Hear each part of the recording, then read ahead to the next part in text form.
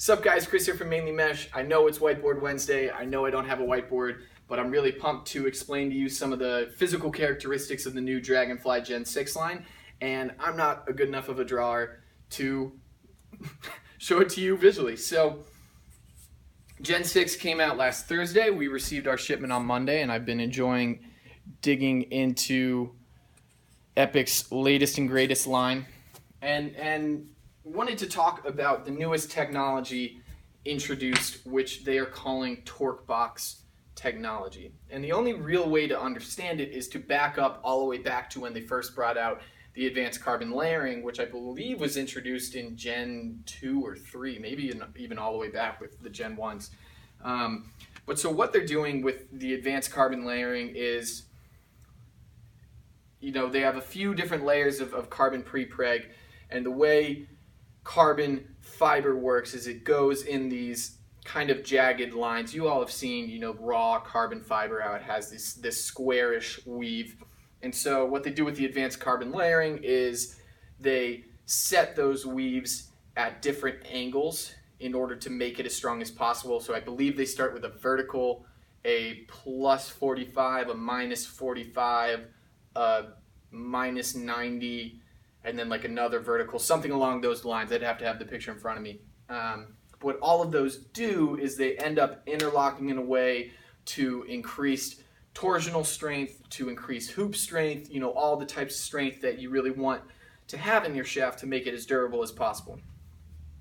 Then in the Gen 5 line, they introduced what they called reload technology. And to show you just the bottom graphics of the shaft, Epic's done a cool thing that they're kind of adding on to from Gen 5, where they have all the technologies, including the shaft shape on the bottom. So with reload technology, what it did is they kind of tweaked the ACL technology, the advanced carbon layering technology, so that it incentivized the shaft to snap back to a rigid position after flexing. And at first it might seem like kind of a trivial thing to do, like why does it need to be straight if we want it to flex to shoot harder? And that's just because of a lot of what companies are pumping you, that flex makes you shoot faster, which isn't necessarily the case. Obviously, if you take it to an extreme and you have a shaft that flexes like crazy, like a wet noodle, you're not going to be able to snap the ball forward without changing your normal lacrosse mechanics. So that's why, the Wolf shaft, sure, it can shoot faster, but you have to change your mechanics and have more of a whipping, snapping motion with your wrist that isn't really as conducive to on-field play. So what reload technology does is, after the shaft has flexed, now it's predisposed to snapping back to its original position, meaning that once you load it with that initial force and it's in the flex position, it's going to snap back to a rigid state, creating this kind of natural kick point a few inches above where your hand sits on the shaft. So people talk a lot about kick points, and I'm a big believer that, I think a kick point, a specific kick point introduced in shafts in an octagonal shape could be pretty cool. But there's definitely a lot of validity to the idea that since so many people have their hands in different places, as I've grown older, my top hand has dropped a little. And so what a universal flex, a continuous flexing shaft does is right here, my kick point is going to sit, right in the middle of this line segment. But if my hands are up here, my kick point is going to be a smaller segment, slightly higher. So it can kind of move the kick point around.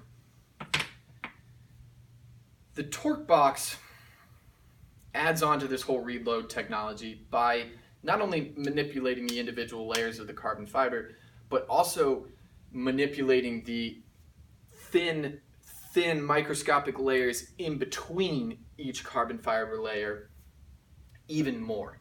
So it's not just how you're arranging those 45-degree, 90-degree layers, but also how you're adhering them layer to layer, and the way the orientation of those is designed. And so what that allows them to do is focus more strength in the shaft into the middle while leaving the top and bottom section a little bit more flexible. This means that you're going to have more strength in the middle of the shaft, where you're going to be taking the majority of your hits without increasing weight, and also allowing there to be a little bit more flexibility up top to add a little bit more zip on your shots.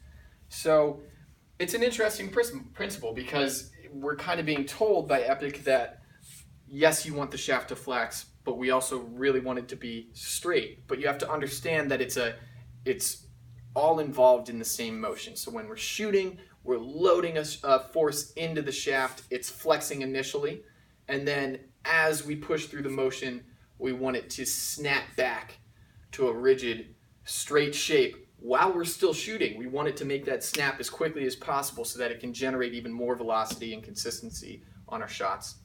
And the torque box both provides that and also an extra increase in strength, so that these Gen 6 shafts will be significantly stronger than the already very durable Gen 5 shafts. Without sacrificing any weight, these are actually 5 or 10% lighter, I believe, than the Gen 5 shafts. So really cool technology coming out of Epic, and it's also fun because I tend to have, what my idealistic shaft would be, and Epic has an awesome way of kind of breaking down that, my ideal shaft, but still making a product that really blows me away. So I've got this one paired up on an Epic Hawk with Otter Mesh, all Epic, everything right here, and having the high pocket really allows you to take advantage of the ACL, the reload technology, and the torque box even more, get a little bit more flex and snap out of your shaft. And I've been ripping corners with this thing. So let me know if you have any questions on that down below. We're going to be doing more of a full review in the next week, as well as some cool promo videos for Gen 6. So this isn't as much of a sales pitch, but as always, you can buy it at www.mainlymesh.com. Thanks so much. I'm going to catch you guys next time.